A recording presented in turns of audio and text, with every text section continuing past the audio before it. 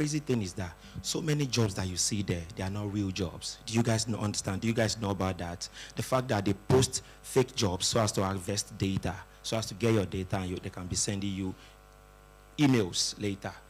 So these are the problems. My sponsor came to solve that problem. With my sponsor, we aggregate the total number of UK-sponsored companies, or companies that have the ability to sponsor visas. We aggregate them, we get that data. Then we feed it into the Sonar.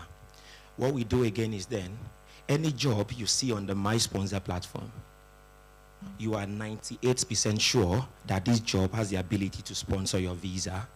And that's one. Then secondly, that's the first stage. You've seen the job that can sponsor. Whereas if you go to other job platforms, you have jargons over there. But your target is the one that can give you the job right. So you've done the first part. My sponsor has done it for you. We've given you, shown you the job that can sponsor. Then the second thing starts. How do you ensure you don't get that, unfortunately, immediately? That is where the My Sponsor AI as well comes in. It analyzes your profile against the job. So this has been tested against popular AI ATS companies like Workable, whereby if you apply there, you get that, unfortunately, very fast. But My Sponsor, which is the Sonar AI, has been able to go head to head, gidigbo for gidigbo, with the Workable one, such that instead of you to get thrown out when you apply, Workable AI accepted that yes, you are the most qualified for this job, and you get called for that interview. Isn't that interesting? Thank you. After that second stage is done, you might then be wondering, what happens? Is that all? My sponsor goes a step further by saying, you know what? Since you've gotten the first interview, let's prepare you for the interview. You have things like the AI body, where you can interact with that AI body based on everything that it knows about you, your current profile, and the job that you have applied for. That's one. Second thing that it does again is that you want to sit for the interview, but you're scared. You need someone to interview you. Don't worry. My sponsor will come through for that. The Sonar AI, we eventually, when we roll out that particular feature, we have the ability to interview you and prepare you for that interview. It will feel like you are in the real interview because your video will be on and everything. It will check all your facial expression and everything. And when you're done with the interview, it's going to tell you everything it notices about you and how you have performed and where you should improve. I think that deserves another round of applause.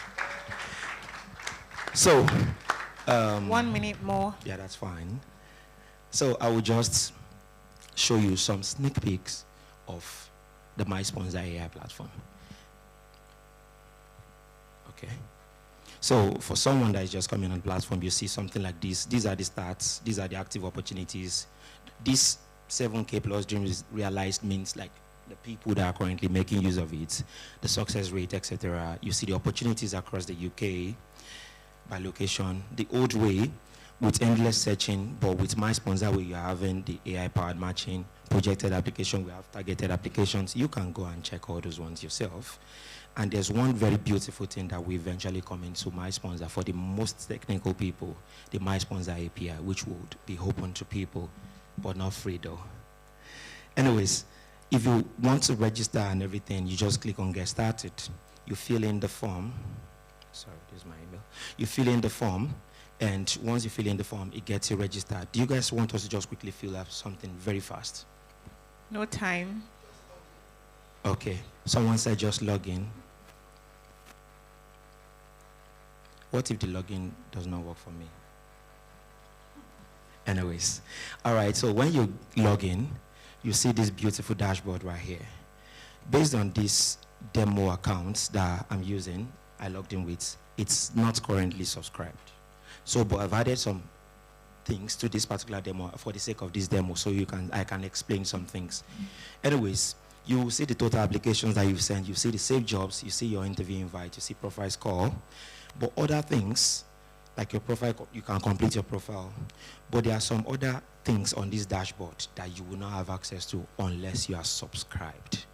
But for the sake of this conference, we're going to be rolling out a new feature on a new version of this very soon. And when that is done, we've got everyone's email. For those people that would want it, you will get a coupon that will take 100% off your registration. But I know I just said it, but I know I meant to ask for permission. Are we permitted to do that? Thank you. We say we are permitted. So, guys, and when you want to upgrade, so to just run this up, when you want to upgrade, just click upgrade now anywhere. Then you see whatever, you see everything that we are promising you. For people that are based in the UK, the price is currently £19, 19.99, 19 pounds, so to say. And in Naira, please. that's 40K. 40K. Anyways, we'll think about that. So continuing, so when you click on your start your premium journey, it's going to take you to the Stripe checkout page, and you put in your card details, etc., and you subscribe. So when you do that, it gives you access to the all AI features of this. I've cancelled, so that's why you're seeing payment field right here. So you see access to everything. So let me just give you. All right, time up, sir. Thank you so much. You know what, guys? Just clap for me. Yes, please put your hands together for my sponsor. Very good initiative. Okay, so we're going to let our mentors give feedback to each participant, everyone who's showcased their product. So we're going to start with Mr. Kelechi. Okay. Hello. All right, good day, everyone. The name is Kelechi. I'm with the Digital Realty. Right, not a lot of talk here about digital infrastructure. So you permit me, if I ask questions in those regard. My first comment will be, okay, the first presenter, College Scout.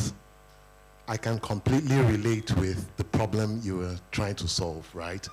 And that's because dinosaurs like us, when we took JAMB, we had that same problem. So you found a lot of people picking courses that they felt they were most suitable to get admission for, rather than what it is they felt a calling. I think I was one of those people. Rather than go for accounting, I went for finance, right? Thinking I had a better shot. But my question is,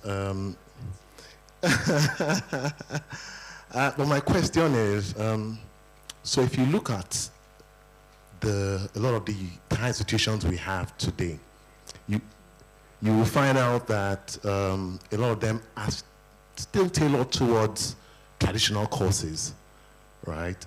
Rather than more contemporary courses that a lot of us identify with.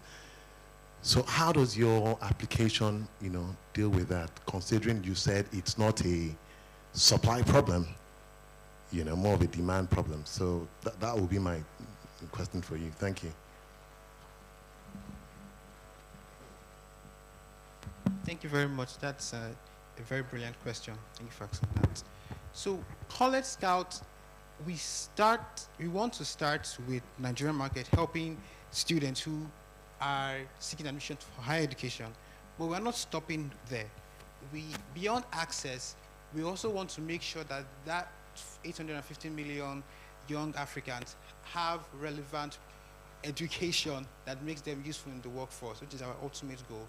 And so for that, we are not limited to the programs offered in Nigerian institutions, but also showing them multiple pathways. As I said, multiple pathways. That multiple pathways involves very industry relevant programs from different institutions. Then we'll go on to open universities. And open universities is not just one, the most popular one we know in Nigeria, MIFA, but then tomorrow's university, applied university in Germany, and all these other options that are affordable and provide industry relevant programs. So, and beyond that, we also go into international education, and we go on and on to provide value for students, to prepare them for the global workforce. Thank you so much, Fee. So, dear mentors, you have 2 minutes each. Participants, you have 1 minute to answer their questions.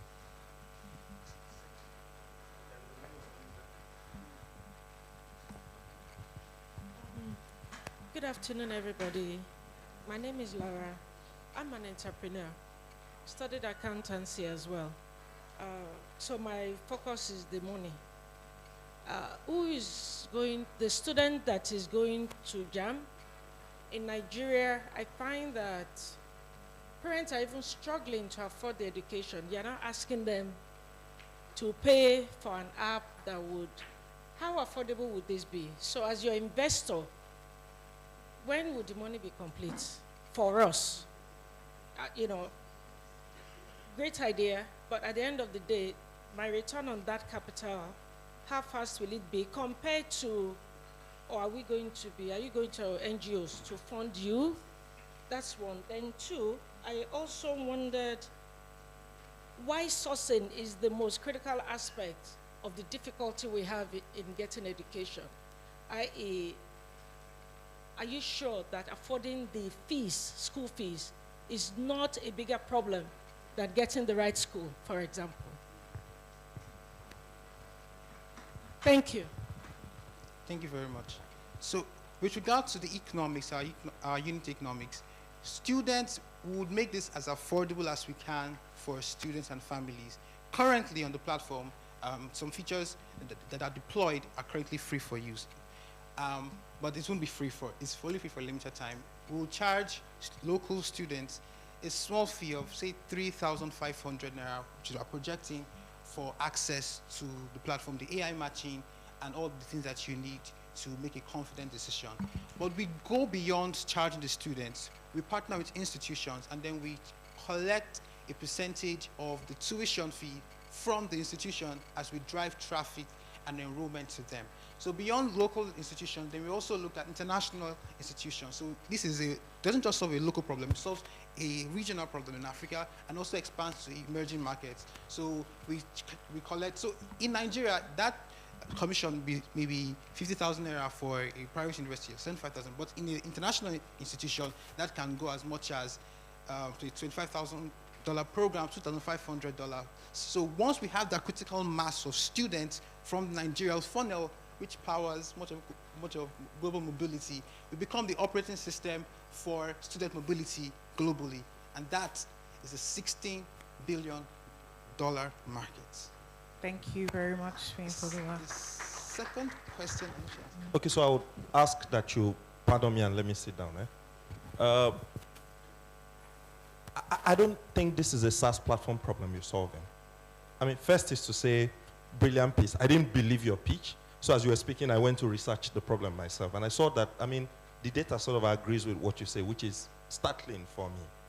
At the very peak, we are oversubscribed. At the lower depth, we are grossly undersubscribed. The drama is that if you tell me there's a school that is going to give me admission in Zamfara, I won't let my kids go, okay? So it's not just a matching problem, but there's a big matching opportunity here. I think that this would make sense first if you sold it as a technology to JAM NUC rather than as a SaaS platform, because this only makes sense when technology sits with the opportunity, which are the schools. I don't think a SaaS works at the scale that it needs to work, number one. Number two is that when all of you spoke about innovation. I think that we fall into the innovation trap. And I'm telling you this because I'm a startup myself. I'm raising $1 million now. It's a gangster, it's jungle out there. I think that talking very nice, and particularly you because you did well, you grabbed attention with your pitch without talking about money. Guys, what are we doing this for? Me, I'm married. Are you not married? Don't you have school fees? Okay, you are okay, all these young people. Me, I have school fees to pay. So I think that we should pitch with value in mind. And value, like I said, when I was pitching, is naira and kobo, is dollars and cents. I think that we should place that. I think that there's a big opportunity for this. And when you talked about you are going to charge 3.5, my brother, education is maybe I apologize, but it's the worst business to do. Okay? But I think that the real, you know why I say that? I mean, okay, let me share the data. There are 197 institutions that have just 100 people subscribe, 100. And there are 34 universities in Nigeria that did not have one admission. Think about it. So there are 64,000 Nigerians trying to get into Unilorin, but there are full universities that did not have one person wanting to get into the school. You can imagine where the universities are. Zamfara, Borno, all these evil places. Sorry. So my take would be that when you think about the depth of the opportunity and the students who really want the admission, my ask would be maybe you shouldn't build this for students at all. Because that so-called university that is looking for student admission and nobody is, maybe there's an opportunity there. Maybe there's an opportunity with JAM to be able to guarantee more appropriate admissions. So I'm saying that I think your business model, you can tweak it, but the need is validated. So I want to say well done for that. Thank you. Thank you so much, Fimfoluwa. Thank you, Mr. Basmata, and every mentor who has spoken. Okay, so do we have feedback for every other? Yeah, just please generalize. Mine is not a question, it's just a feedback. So on the current side, and it's good to see you again, is my guy. I was just asking the question, who is this platform for? Because for me, as a consumer of music, I will not go and create music to listen to. I'm not saying me, I'm saying the consumer. So I was asking, who is it creating it for? Is it the artist? If it's the artist, then you have to think about it differently, because artists have problems. I mean, some of them have good voices, but they can't write music. So can this platform write for them? That's amazing. Some of them can write music, but they can't produce. Can this platform help them produce it? So that's great. So I think that you need to think about that more than the platform, because nobody goes to create the music they want to listen to, in my head. So I think, excuse me, that should be your pitch. I think that you didn't talk about money too. Guy, we're only doing this for money. Eh? Don't worry, we praise God at church. But this, let's just focus on money. How does it make money? How much are they going to pay? How much are you going to make? That's what these investors want to hear. That's number two. And then number three, for the big opportunity that I thought about, I actually think that the guys who are mid stakeholders, producers, DJs, radio stations, okay, I think there's a big opportunity there. The last one is, if you go on social media today, you cannot post your content with licensed song. They're going to mute it. I think there's a big opportunity here. I mean, all of us have become this habit where if you want to post even a picture, you put it. You can easily ask people to create. I think there's a big opportunity there. The last one, my brother, I think there's a lot of SaaS, there's a lot of color in the platform. Thank God you spoke about the 19 pound. I'm not even going to talk about telling Nigerians to pay 40K for a job. They don't have a job. You're asking them, come and pay for your joblessness. Eh? I'm not going to, but I think that is exciting. I think that if you narrowed, because when you started, your pitch was talking to Nigerians who want to find jobs abroad, and I think that is exciting. I think that if you pitch it from that direction, I think at least people will be interested. Okay, my only worry for you is if you ever succeed, the real big guys will copy you and you'll go out of business. So it's a trap.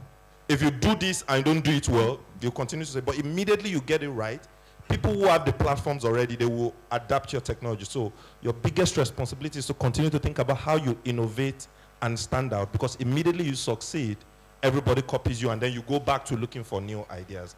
But I think it's a brilliant idea. I mean, all of us are looking for innovation. Well done, guys. God bless you. Thank you very much. Thank you so much, Mr. Basamta. It has come to my knowledge that I've been butchering your names.